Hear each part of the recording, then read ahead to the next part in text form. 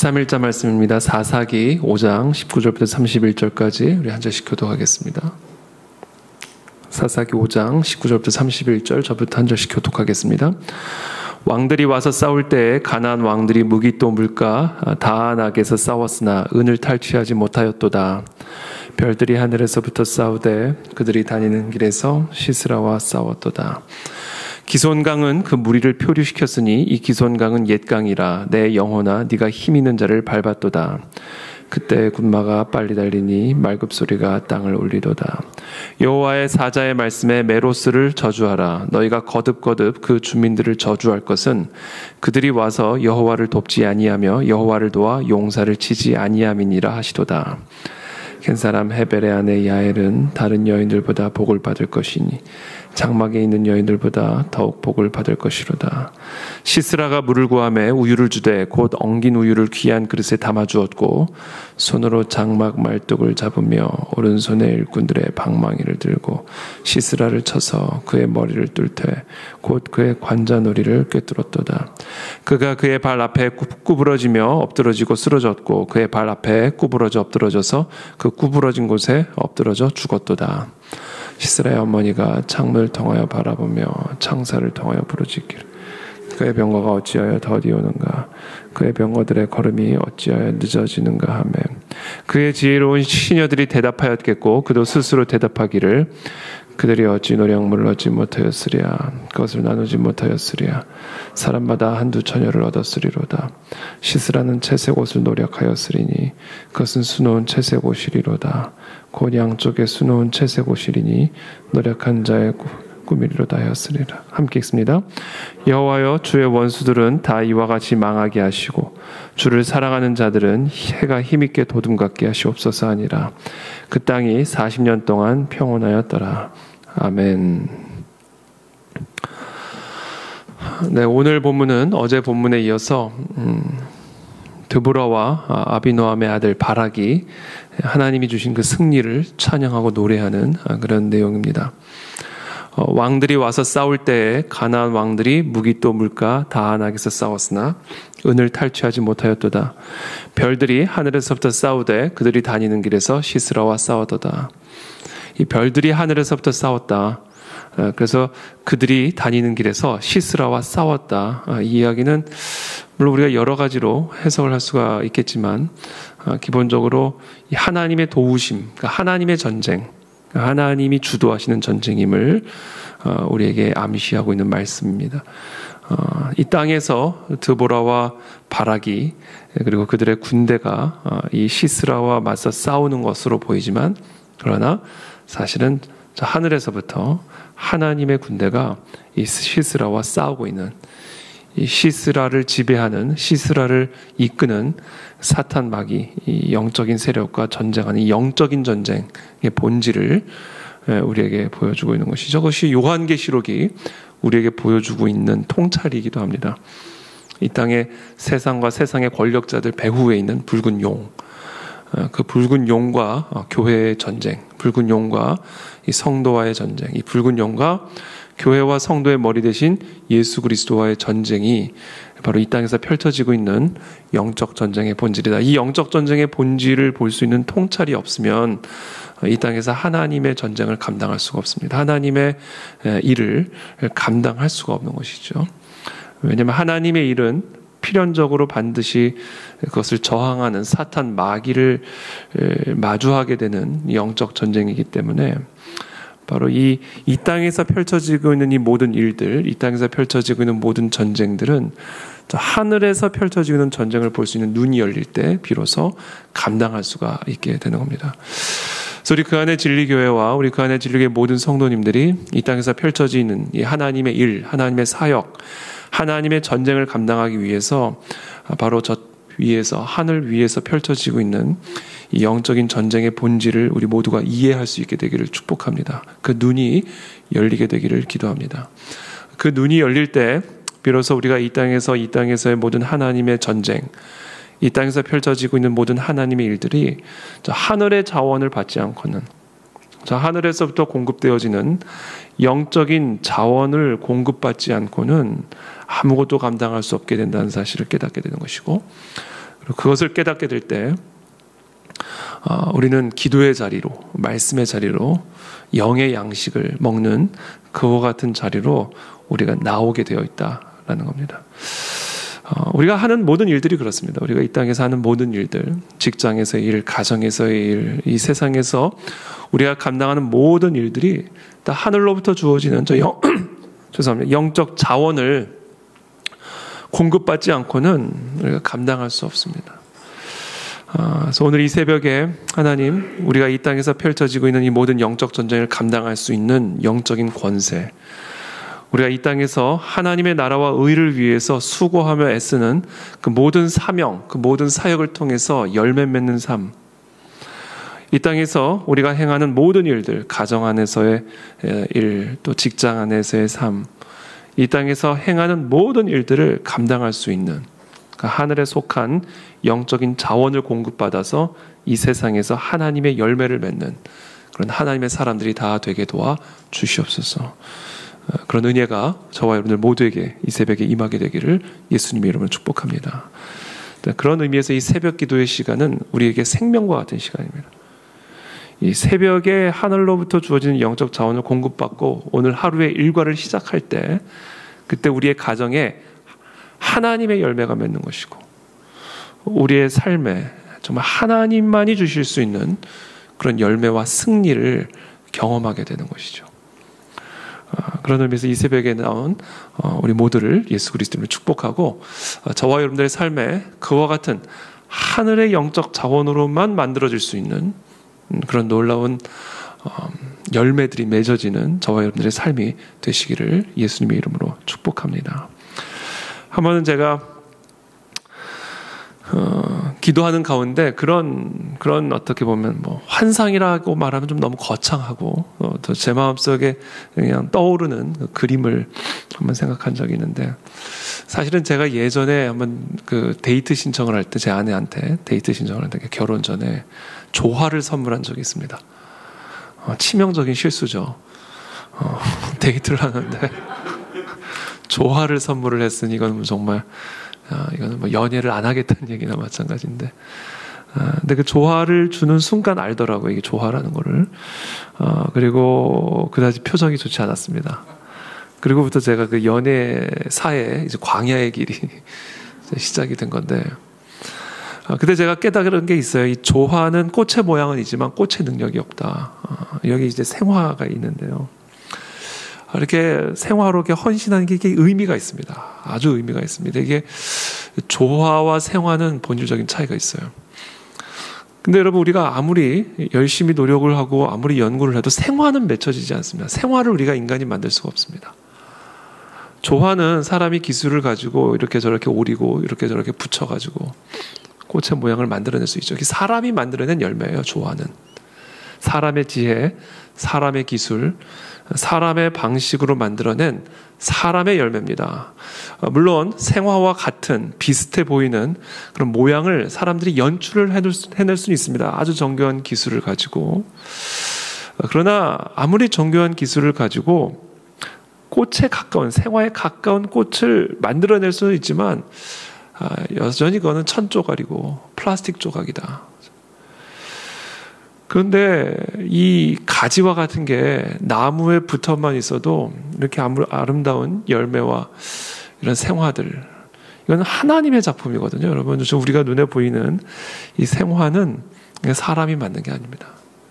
사람을 통해서 맺으신 하나님의 열매다라는 거죠.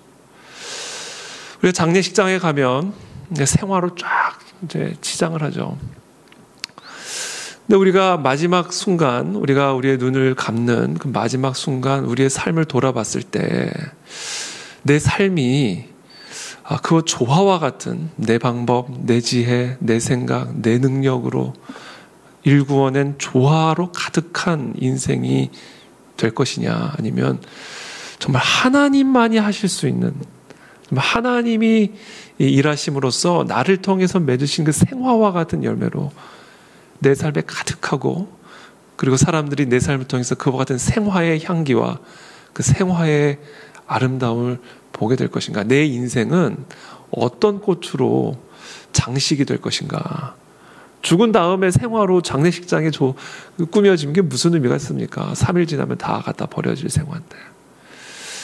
근데 사람들이 내 인생을 두고, 내 이름을 두고, 두고두고, 저 사람의 인생은 정말 하나님이 행하신 일로 가득한 인생이었어.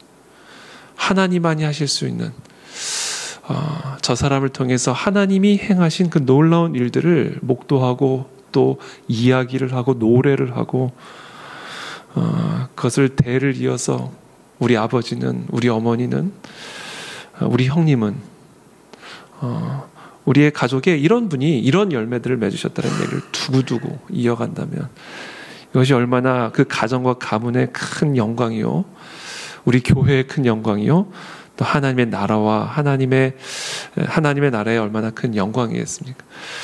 그래서 제가 그때 그 마음속에 기도하는 가운데 그런 마음을 품는 그 순간 제 마음에 간절한 소망이 하나 생긴 게 있습니다. 하나님, 나를 통해서 조화와 같은 인생, 조화와 같은 열매를 맺는 인생이 아니라 정말 내가 무슨 일을 하든지 헤벨의 아내 야일처럼 앞치마를 메고 집에 오는 손님들을 대접하는 그런 가정주부의 삶을 살든지, 아니면 여선지자로서 드보라와 같은 인생을 살든지, 아니면 바락과 같이 정말 군대에서 일터에서 자신의 삶의 최전선에서 하나님의 나라와 의를 위해서 수고하는 사역자의 삶을 살든지, 우리가 먹든지 마시든지 무슨 일을 하든지 하나님, 나를 통해서 하나님만이 맺으실 수 있는 열매를 맺게 도와주십시오.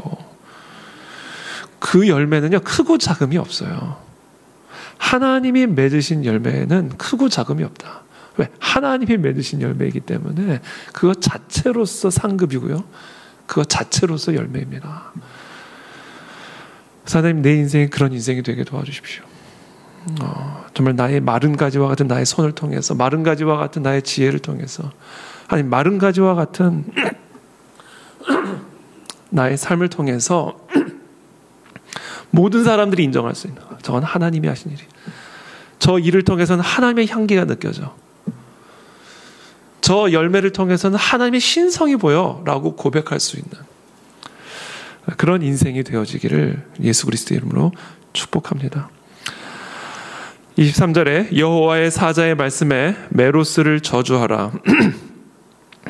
너희가 거듭거듭 그 주민들을 저주할 것은 그들이 와서 여호와를 돕지 아니하며 여호와를 도와 용사를 치지 아니함이니라 하시도다. 반면에 대조적으로 갠 사람 헤벨의 아내 야엘은 다른 여인들보다 복을 받을 것이니 장막에 있는 여인들보다 더욱 복을 받을 것이로다. 시스라가 물을 구하매 우유를 주되 곧 엉긴 우유를 귀한 그릇에 담아 주었고, 손으로 장막 말뚝을 잡으며 오른손에 일꾼들의 방망이를 들고 시스라를 쳐서 그의 머리를 뚫되 곧 그의 관자놀이를 꿰뚫었도다. 그가 그의 발 앞에 구부러지며 엎드러지고 쓰러졌고 그의 발 앞에 구부러져 엎드러져서 그 구부러진 곳에 엎드러져 죽었도다. 야엘은 아마 이 시스라는 야엘의 집에 들어갔을 때 완전히 무장 해제를 하고 들어갔을 겁니다. 저는 이 야엘이 우리가 본받아야 할 아주 중요한 영적인 롤 모델이라고 저는 묵상을 했습니다. 그래서 헤벨은 우리가 지난 수요일 본문의 말씀을 보면 이 시스라와 언약을 맺었다, 이렇게 기록이 되어 있습니다. 사사기 4장 17절을 보면 시스라가 걸어서 도망하여 갠 사람 헤벨의 아내 야엘의 장막에 이르렀으니 이는 하솔 왕 야빈과 갠 사람 헤벨의 집 사이에 화평이 있습니다. 그러니까 일종의 언약, 조약, 화평, 가나안 왕과 그런 어떤 관계 속에 있었기 때문에 이 가나안의 군대 장관인 이 시스라가 야엘의 집에 들어갔을 때는 피난처로 생각하고 들어간 것이죠. 어쩌다 헤벨이라는 사람은 가나안 왕과 화평을 맺었을까? 분별력이 없는 것이죠.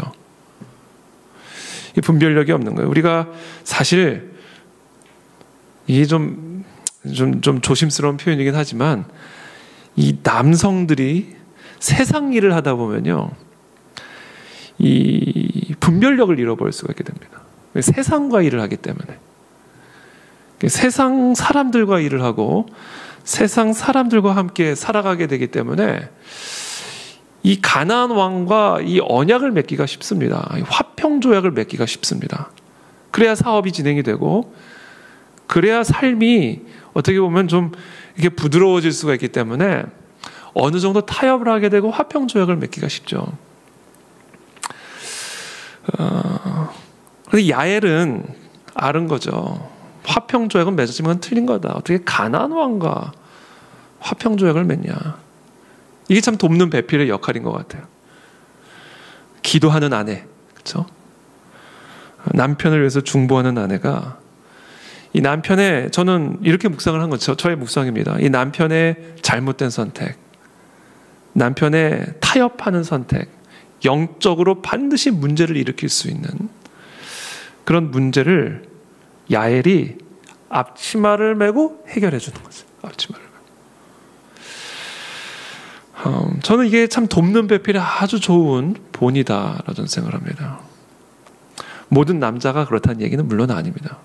그렇다고 또 모든 여자들이 다 또 이런 영적인 분별력을 갖고 있다는 얘기도 아니고, 그러나 오늘 이 헤벨과 이 헤벨의 아내 야엘이 보여주는 이 모습은 이 집안에서 이 영적인 분별력을 가지고 중보하며 이 영적 전쟁을 감당하는 이와 같은 배필, 그것이 남편이 됐든 아내가 됐든 자녀가 됐든 부모가 됐든, 이것이 얼마나 중요한 것인지를 우리에게 가르쳐주죠.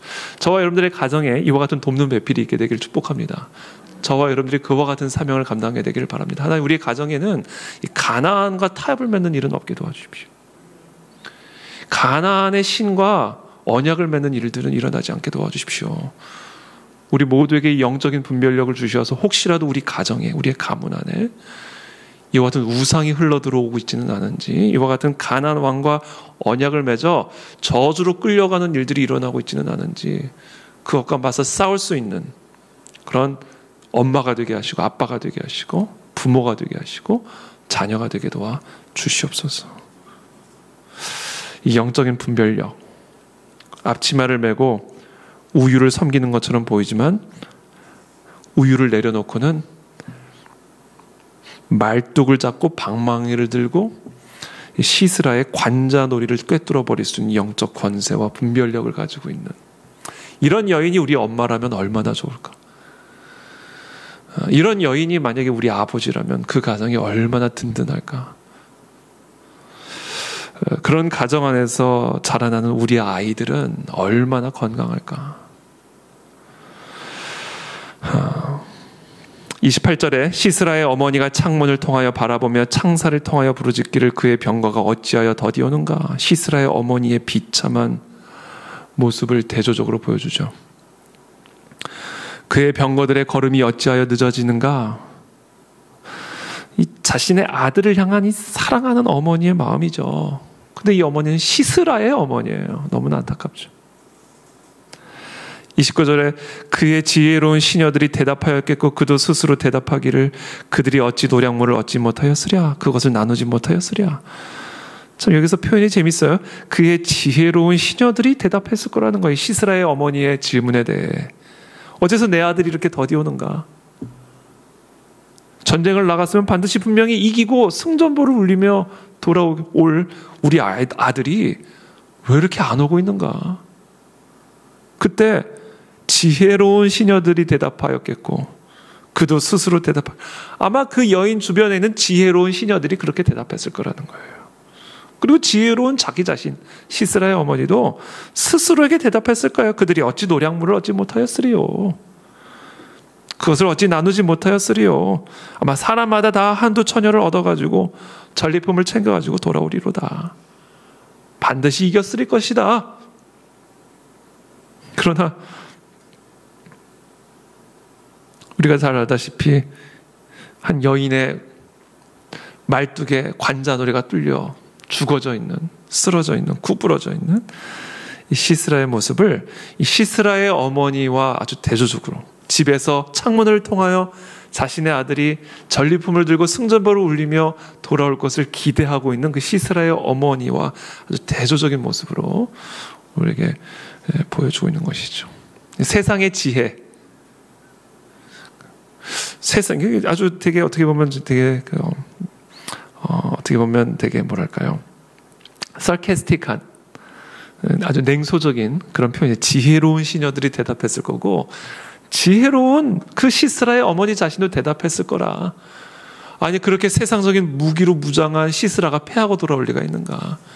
그런 세상적인 스펙으로 무장된 내 아들이 그냥 전리품도 없이 빈손으로 돌아올 리가 있겠는가. 내 아들이 어떤 아들이고 내 아들이 어떤 능력을 가진 아들인데 그렇게 지혜를 가진 시녀들이 그렇게 대답했으리라는 거예요. 그러나 이 한 여인에 의해 비참하게 죽임을 당한 그 시스라의 모습, 그렇게 죽임을 당한지도 모르고 그렇게 노래하고 있는, 그렇게 바라보고 있는 시스라의 어머니와 그의 지혜로운 시녀들을 보여주고 있는 것이죠. 그러면서 31절에 다음과 같이 결론을 내립니다. 여호와여, 주의 원수들은 다 이와 같이 망하게 하시고 주를 사랑하는 자들은 해가 힘있게 도둠 같게 하시옵소서 하니라. 그 땅이 40년 동안 평온하였더라. 여러분, 이 세상의 지혜, 세상의 방식, 세상의 사람들은 하나님의 능력 앞에 고꾸라질 수밖에 없는 것을 오늘 이 본문은 우리에게 아주 대조적으로 보여주고 있는 것이죠. 그래서 드보라와 같은 지도자들이 이 땅에 더 넘쳐날 때, 그리고 야엘과 같은 영적인 분별력을 가진 가정들이 이곳에서 일어날 때, 그 땅은 평온해진다는 것이죠. 하나님의 복을 받게 된다는 것이죠. 그러나 시스라와 같은 지도자들이 일어나고 시스라의 어머니와 같은 자들이 가정을 지배하기 시작할 때 그 나라는 망하기 시작한다는 거예요. 무너져 내리기 시작한다는 것이죠. 그래서 오늘 우리는 야엘과 같은 어머니가 될 것이냐, 시스라와 같은 어머니가 될 것이냐, 야엘과 같은 드보라와 같은 바락과 같은 하나님의 사람이 될 것이냐, 아니면 시스라와 같이 세상적인 무기로 무장된 그런 세상적인 사람들로 세워져 갈 것인가. 오늘 31절이 오늘 아주 결론적으로 우리에게 말하죠. 여호와여, 주의 원수들은 다 이와 같이 망하게 하시고 주를 사랑하는 자들은 해가 힘있게 도둠 같게 하시옵소서. 그 땅이 40년 동안 평온하였더라. 저 이 본문을 우리가 한번 이렇게 대조적으로 우리의 그림, 우리의 심령 가운데 한번 그림으로 그려가면서 하나님, 나는 어떤 편에 속해 있는 자인지를 조금 더 분명하게 보여주시고, 그래서 하나님, 해가 힘있게 도둠과 같이 일어나고 쓰임받는, 그리고 하나님의 평강과 지배와 통치를 누리는 하나님의 사람들이 다 될 수 있도록 은혜를 베풀어 주옵시고, 혹시라도 내 마음에 또는 내 삶에 또는 우리의 가정에 시스라와 그의 어머니와 같은 나의 지혜, 나의 방식, 그래서 조화와 같은, 기껏 맺어봐야 70년, 80년, 100년을 살아봐야 기껏 조화와 같은 쓸모없는 천조가리로 장식하는 그런 인생으로 마무리를 짓을 것인가. 그것을 우리의 삶 속에 한번 대조적으로 우리를 비추어 보면서 다시 한번 거룩한 결단이 이 새벽에 일어나게 되기를 예수 그리스도의 이름으로 축복합니다. 함께 기도하겠습니다.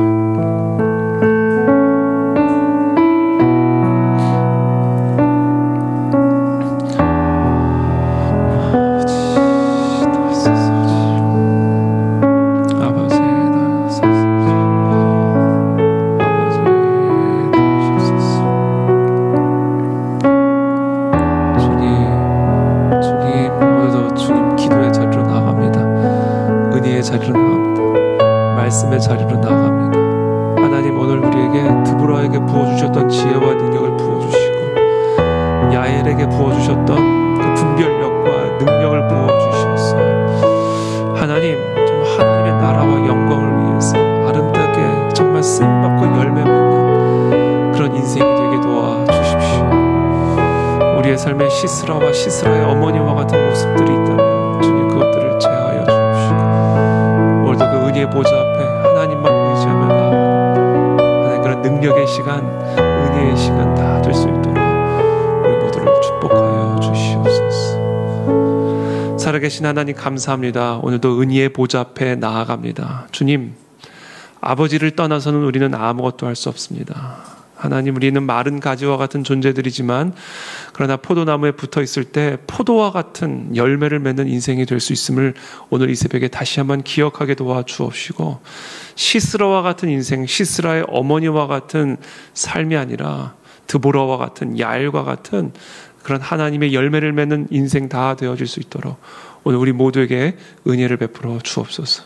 믿음을 주시고 기도를 부어 주시어서 오늘 이 새벽에도 은혜의 보좌 앞에 담대히 간절하게 나아가 하나님이 주시는 그 능력을 공급받고 오늘도 우리의 삶을 하나님과 동행함으로 승리하는 그런 복된 하루가 되어질 수 있도록 우리 모두를 축복하여 주시옵소서.